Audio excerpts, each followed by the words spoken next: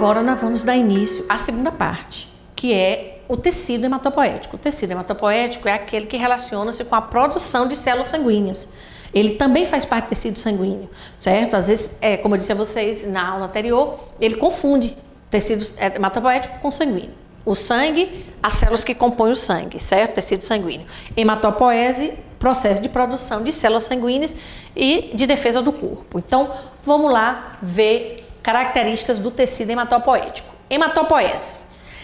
Mais ou menos 6 bilhões de células por dia por quilo em paciente, certo? Ou seja, o processo de sangue, ele não é igual para todo mundo. Esse processo varia de paciente, de indivíduo a indivíduo, dependente do peso, né? Da quantidade de sangue circulante no paciente.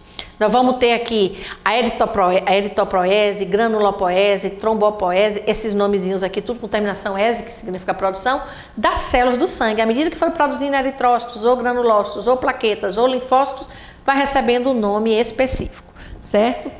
Nós vamos ter órgãos linfóides, que vão produzir a linfa, e nós vamos entender na instante o que é linfa primário, e órgãos linfóides secundários. Os primários, o timo, que muita gente não sabe o que é timo, nem onde se situa, e a medula dos ossos. E os órgãos linfóides secundários, linfonodos e o baço, certo?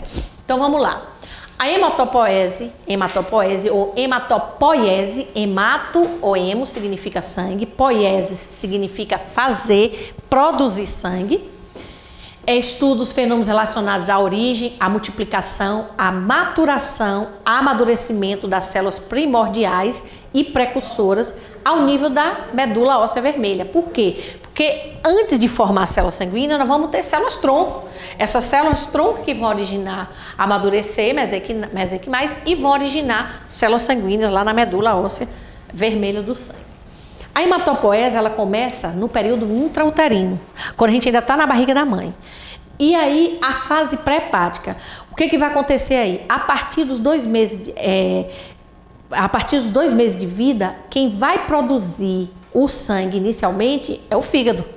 Depois é que vai acontecer, a partir do 3º mês, lá ainda na vida intrauterina, o baço assume também a produção dessas células, certo? Então começa com o fígado, com o baço, para depois a medula óssea assumir a produção de sangue. Já no 7º mês de vida intrauterina ainda, na barriga da mãe, a medula óssea assume o comando da produção de célula. O fígado e o baço perdem a função produtiva e passam a participar do processo de distribuição dessas células para o corpo do embrião.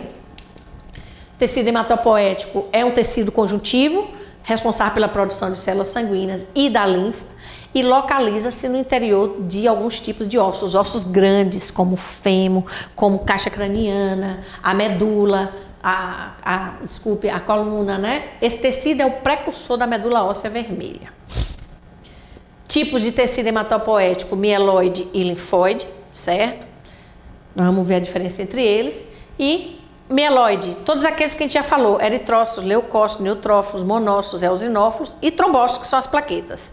Então, o mieloide tem a ver com a medula óssea vermelha dos ossos, certo? Os linfócitos é que a gente ainda não trabalhou. A medula óssea vermelha, o nome está dizendo, é encontrado no interior dos ossos, de onde? Produção de sangue, costelas, vértebras, no externo aqui na frente, ossos do crânio e no adulto jovem, próximas às extremidades do fêmur e do úmero. As células do sangue são produzidas inicialmente pela medula óssea, né? Vamos lá. Já a medula óssea amarela, ela não é produtora de sangue. Enquanto a vermelha produz sangue, a amarela não é produtora de sangue. À medida que o indivíduo cresce, a maior parte da medula vermelha acumula gordura, parando de trabalhar e transformando-se em medula óssea amarela, funcionalmente inativa. Então, ela não produz sangue. Quem produz sangue é a medula vermelha. Certo? Relembrando, à medida que a medula vermelha para, a óssea, na verdade, ela tem a função de preencher os ossos também, ajudando a dar uma sustentação maior a essa estrutura que são os ossos grandes. Tecido linfático, né? O tecido linfático é formado pela filtração da linfa e são abundantes em linfócitos. Não tem hemácias, não tem plaquetas, formado pela linfa, vasos linfáticos e órgãos linfáticos, que são baço e timo. Qual é a função? remoção de impurezas do corpo, coleta e distribuição de ácidos graxos e gliceróis de gorduras absorvida no intestino, defesa imunológica, produz anticorpos e linfócitos, que também vão participar da defesa do organismo.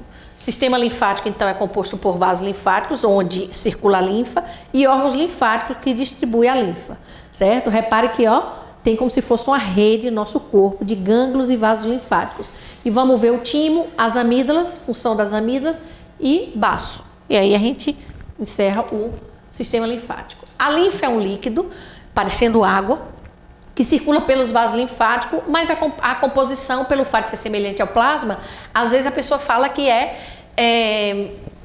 água, mas não é água. Apesar de conter glóbulos brancos, né, 99% são linfócitos. Apesar de parecer água, ele também contém outros compostos, além de glóbulos brancos. No sangue, os linfócitos representam cerca de 50% do total dos glóbulos brancos. A linfa também corresponde ao líquido intersticial que circula dentro dos vasos linfáticos, né? Olha lá. Linfóide, olha lá, novamente mostrando a vocês, forma órgãos linfáticos como o timo, o baço e os gânglios e células efetoras que vão trabalhar linfócito B, linfócitos T. Sistema linfático constituído por vasos semelhantes às veias que transportam linfa à corrente sanguínea, mas não transporta sangue. Os gânglios linfáticos filtram a linfa e eliminam substâncias e micro-organismos que eles capturaram. E o timo, que produz linfócitos que são importantes para a defesa do organismo. O baço destrói as células desgastadas e armazenam células sanguíneas. Se eu não tenho um baço, não tem problema nenhum. Você vai ver aqui. Outro órgão assume função, geralmente o fígado. O plasma e os leucócitos podem atravessar a parede dos vasos sanguíneos, que são muito finos, formando a linfa. O líquido formado pelo plasma circula no sistema linfático, que é responsável pelo equilíbrio hídrico, equilíbrio de água, absorção de substâncias como lipídios e vitaminas lipossolúveis e defesa do corpo, filtração e fagocitose. Absorção de seres que atacam o nosso corpo, né? Vamos lá novamente.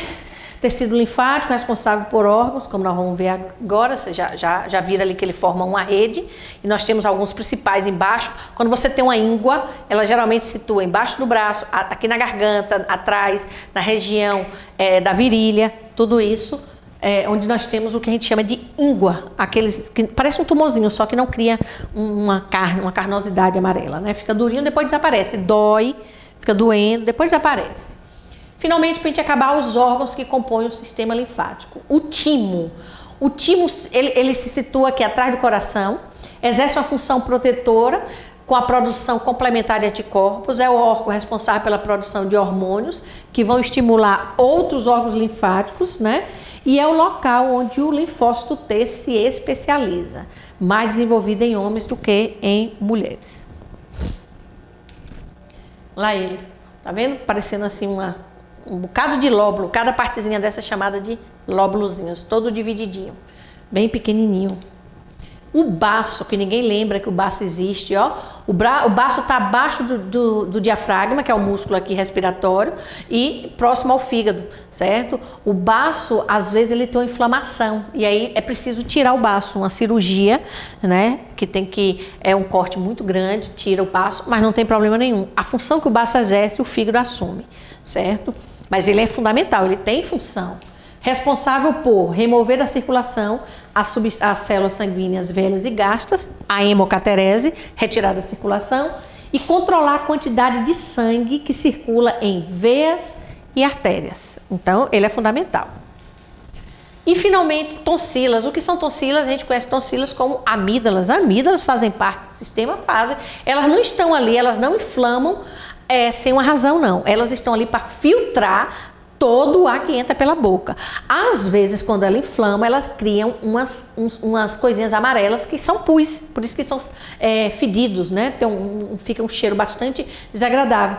E aí elas criam essas cápsulazinhas amareladas. As tonsilas são linfonodos na parte de trás da boca e na parte superior da garganta, que ajudam a filtrar bactérias e outros micro-organismos para impedir as infecções, principalmente pulmonares. As estruturas da garganta, incluindo esôfago e a epiglote e as amígdalas, elas podem ficar tão carregadas de infecção bacteriana ou virais que incham e ficam inflamadas, causando o problema chamado como tonsilite, certo? Que é a inflamação das tonsilas, que dói bastante, né? O indivíduo não consegue engolir tudo isso. Vasos linfáticos, conjuntos de tubo que auxiliam na remoção de líquidos que estão no tecido, devolvendo para o sistema circulatório. Então nós temos vasos muito fininhos que tiram a linfa da circulação e devolvem para o sistema circulatório para que nova linfa seja produzida, certo? Olha lá o sistema linfático, como nós já mostramos, gânglios linfáticos. E ao longo dos vasos linfáticos nós temos os gânglios linfáticos, cuja função é remover da linfa os resíduos celulares, os vírus e as bactérias que a linfa está transportando. E finalmente, para a gente acabar, edemas. O que são edemas? Edemas são inchaços normais. Como é que ocorre esses inchaços, mulheres gestantes? Quando você aperta o pé, a perna, que você está achando que o braço, que você está achando que está com inchaço, que ele fica com esse buraquinho aqui assim, é porque você está com edema, um acúmulo de vasos linfáticos, e aí você vai precisar ou tomar alguma coisa para eliminar esse excesso de água que você está armazenando aqui nos vasos, ou então você vai fazer uma linfagem, drenagem linfática, que é um tipo de massagem com bastante força, que você vai drenar, o nome está dizendo, drenagem linfática, para eliminar esse excesso de linfa que fica armazenado. Às vezes, deposita aqui nos olhos, tá vendo? Nas bolsas aqui embaixo. Isso aqui significa uma má circulação, de linfa também. E aí precisa tomar diuréticos ou qualquer tipo de medicamento somente passado por médico, recomendado pelo médico, para você eliminar esse excesso de linfa. Com isso a gente acaba o sistema sanguíneo e hematopoético. Espero que vocês tenham entendido. A dúvida que tiver, vai anotando. Quinta-feira eu espero vocês, nossa aula, sexta-feira também. E aí eu vou tirar a dúvida de vocês. Passei a atividade, já vou cobrar, pode ir postando lá no meu e-mail, certo? Para poder eu ir dando um ok e ficar tudo bem, certo? Então, anjos, foi bom estar aqui com vocês, certo? Um beijo.